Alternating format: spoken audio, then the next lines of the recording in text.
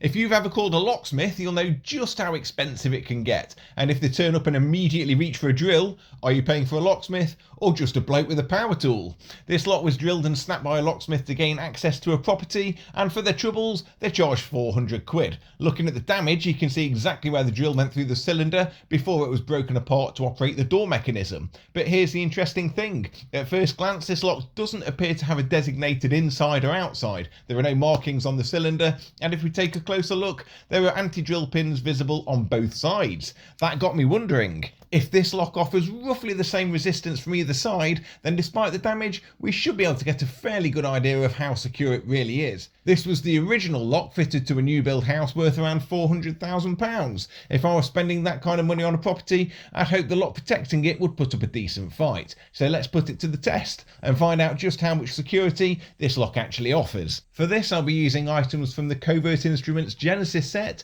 a quad peak rake and a 40 thousandths tensioner. All I'm doing now is raking the pins with one hand and pulsing the tension on the lock with my other hand. And sometimes it's worth resetting the lock just in case a pin is overset. And there it goes, open. Considering this lock was protecting a £400,000 property, you might expect it to offer a little more security than that.